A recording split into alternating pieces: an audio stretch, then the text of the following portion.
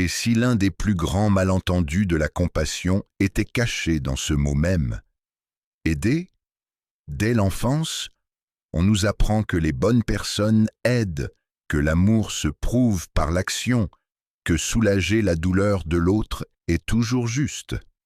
Pourtant, au cœur de la sagesse bouddhiste, une vérité dérangeante murmure autre chose. Une vérité qui ne flatte pas le mental, mais qui éveille l'esprit. Imagine un instant que ton besoin d'aider ne soit pas toujours un élan du cœur, mais parfois une fuite silencieuse, une manière d'éviter ta propre fragilité, ton propre vide, ta propre souffrance. Imagine que certaines aides, même sincères, empêchent l'autre de grandir, de comprendre, de se rencontrer vraiment. Le Bouddha n'a jamais enseigné la compassion aveugle, il a enseigné la clarté, cette lumière intérieure qui voit au-delà des intentions et des apparences. Il existe une aide qui libère et une aide qui enchaîne, une aide qui réveille et une aide qui endort. Dans cette vidéo, il ne s'agit pas d'apprendre à faire plus, il s'agit d'apprendre à voir plus clairement. Alors, pour un instant, laisse tomber ce que tu crois savoir sur l'aide, la bonté et le don de soi.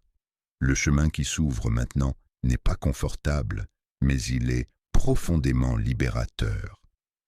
Le premier enseignement commence ici, au moment précis où le chemin intérieur révèle son premier piège, l'illusion du Sauveur. C'est une figure que nous connaissons intimement, presque trop bien, car elle se glisse dans nos gestes les plus nobles.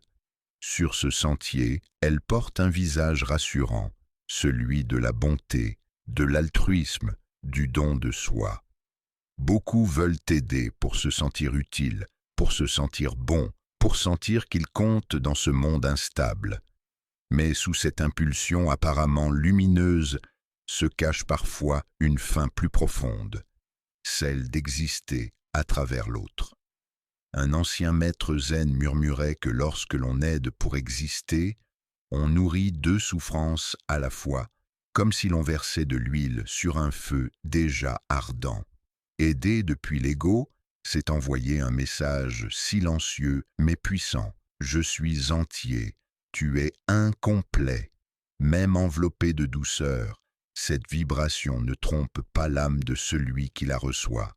Et si tu observes honnêtement, tu verras combien de fois l'aide a servi à éviter ton propre vide, à détourner le regard de ta propre douleur, à acheter un peu de reconnaissance, d'amour ou de sécurité. Dans la voie bouddhiste, l'attachement sait se déguiser avec élégance. Il prend parfois le masque de la générosité.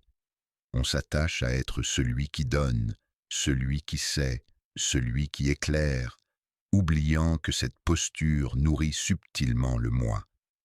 Le Bouddha rappelait que toute aide qui renforce l'illusion du jeu prolonge la souffrance, même si elle se présente comme une vertu. Alors, avant de tendre la main, une question douce mais radicale se pose en toi, suspendue comme un souffle. Qui veut vraiment aider ici? Le cœur vivant ou l'image que tu veux croire être ton cœur?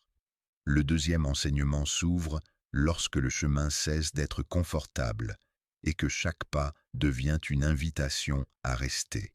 Ici, quelque chose en nous voudrait accélérer, expliquer, réparer, comme si la vie était une erreur à corriger. Un disciple demanda un jour à son maître pourquoi il ne soulageait pas toujours la souffrance de ceux qui venaient à lui, et la réponse tomba lentement, sans dureté. Certaines souffrances sont des portes, des passages étroits par lesquels la conscience apprend à naître à elle-même. Tout dans la vie n'a pas besoin d'être réparé, ni même compris immédiatement. Un enfant apprend à marcher en tombant, et si tu le soulèves à chaque chute, tu crois le protéger alors que tu l'empêches de découvrir sa propre verticalité. De la même manière, beaucoup de douleurs que nous voulons effacer sont des enseignants déguisés, sévères, mais patient. Les retirer trop vite, c'est priver l'être d'une compréhension qui ne peut venir que de l'intérieur. Aider quelqu'un à fuir sa souffrance peut sembler aimant, mais cela revient parfois à l'enfermer plus longtemps dans un cercle invisible. Le Bouddha parlait de dukkha, cette trame de souffrance qui traverse toute existence conditionnée, et il n'enseignait pas à l'éviter, mais à la voir clairement. La souffrance ne se dissout pas par la fuite, elle se transforme par la compréhension. Dans cet espace, la compassion change de visage.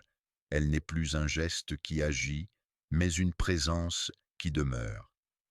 Rester là, sans intervenir, sans réparer, sans contrôler, demande un courage silencieux. C'est être comme une montagne immobile, offrant son ombre et sa stabilité, pendant que l'autre traverse sa propre vallée. Le troisième enseignement apparaît plus loin sur le chemin, là où l'intention semble encore pure, mais où un piège invisible se referme lentement. C'est ici que l'aide, si elle n'est pas éclairée par la conscience, se transforme en lien, puis en chaîne.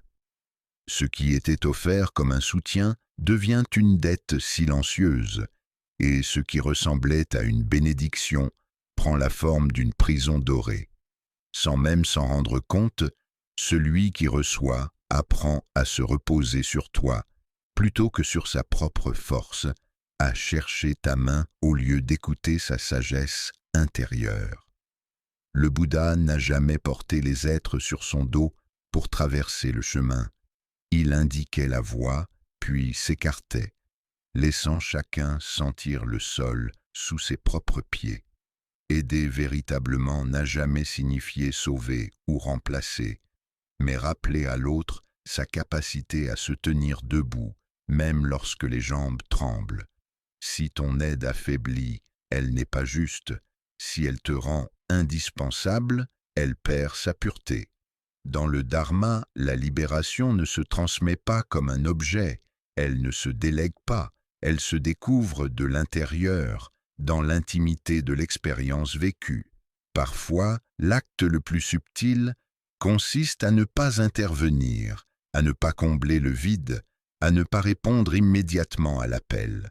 Dans cet espace laissé ouvert, quelque chose de précieux peut émerger, la rencontre de l'être avec lui-même, sans appui extérieur, sans béquille, face à sa propre verticalité encore inconnue, comme un seuil silencieux qui invite à avancer seul pour la première fois.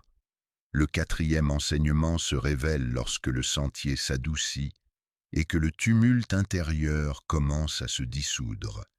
Ici, les pas deviennent plus lents, le bruit du monde s'éloigne et quelque chose en toi cesse de vouloir intervenir. Il existe une aide qui ne fait aucun bruit, une aide qui ne cherche ni geste spectaculaire, ni reconnaissance visible. Elle ne s'annonce pas, ne s'explique pas, et pourtant elle touche profondément. C'est ta présence calme lorsque tout s'agite, ton regard sans jugement posé sur ce qui est, ton silence habité qui n'essaie plus de combler l'espace. Lorsque l'esprit devient clair, l'aide cesse d'être une intention. Elle se produit d'elle-même, sans effort, sans calcul. Tu n'aides plus, et pourtant quelque chose se détend autour de toi. Ta paix devient contagieuse, non parce que tu la transmets, mais parce qu'elle offre un miroir où l'autre peut se reconnaître. Un ancien maître disait que lorsque l'on est enraciné dans l'être, la simple respiration devient un enseignement. Dans cette aide silencieuse, il n'y a rien à défendre, rien à prouver. Elle ne fatigue pas, car elle ne vient pas de la volonté. Elle ne crée aucun attachement, car elle ne cherche aucun résultat. Elle ne laisse pas de traces, comme le pas d'un oiseau dans le ciel. Elle émane naturellement, comme un parfum que l'on ne peut retenir, se diffusant doucement dans l'espace, annonçant sans mots que quelque chose de plus vaste est déjà présent, prêt à être ressenti par ceux qui s'en approchent. Le cinquième enseignement se dévoile au terme du chemin, là où toute complexité se résorbe en une vérité étonnamment simple. À cet endroit, il devient clair que la plus grande offrande que tu puisses faire au monde n'est ni ton effort constant, ni ton agitation bien intentionnée, mais la clarté intérieure qui naît lorsque tu cesses de lutter contre toi-même. Tant que tu agis depuis le manque, chaque aide porte en elle une tension invisible, une attente secrète, une fatigue profonde. Se libérer intérieurement, c'est retirer cette charge silencieuse. C'est comprendre qu'aider sans être sauvé soi-même revient à verser de l'eau depuis une coupe vide, un geste sincère mais épuisant qui ne peut durer. Le Bouddha n'a pas commencé par parcourir le monde en cherchant à corriger la souffrance des autres. Il s'est assis seul sous un arbre, face à ses propres ombres, sans témoin, sans mission. Ce jour-là, il n'a aidé personne au sens ordinaire du terme. Il s'est éveillé. Et de cet éveil est née une présence si claire qu'elle continue, des siècles plus tard, à apaiser et orienter d'innombrables êtres. Lorsque tu prends soin de ton propre éveil, tu ne te détournes pas du monde. Tu lui offres un espace plus vaste pour respirer. Ta transformation intérieure devient un souffle silencieux qui allège ce qui t'entoure, sans discours, sans volonté d'influencer. À mesure que cette compréhension s'installe, quelque chose s'ouvre doucement, comme si le monde, à travers toi, commençait lui aussi à inspirer plus profondément, dans une attente calme de ce qui va suivre. Au bout de ce chemin, quelque chose se détend. Tu réalises que tu n'as rien à prouver, personne à sauver, aucun rôle à porter. La compassion la plus profonde n'est pas un geste, mais un état d'être. Elle ne s'agite pas, ne se montre pas, ne cherche pas de résultat. Elle est là, simplement, comme une respiration calme au milieu du chaos. Lorsque l'illusion du Sauveur tombe, l'amour ne disparaît pas. Il devient plus vaste, plus silencieux, plus juste. Il ne pousse plus l'autre, ne le retient plus. Il lui laisse l'espace sacré nécessaire pour se rencontrer lui-même. Aide-toi, non par égoïsme, mais par lucidité. Éclaire ton esprit, apaise ton cœur, et tu verras que le monde autour de toi commencera à respirer différemment. Non parce que tu auras agi, mais parce que ta présence sera devenue claire. Et peut-être qu'en quittant cette vidéo, une question simple continuera de vibrer en toi sans demander de réponse immédiate. Et si la plus grande aide que tu puisses offrir était de ne plus vouloir aider, mais d'être pleinement là? L'enseignement ne se termine pas ici, il se prolonge dans le silence que tu emportes avec toi.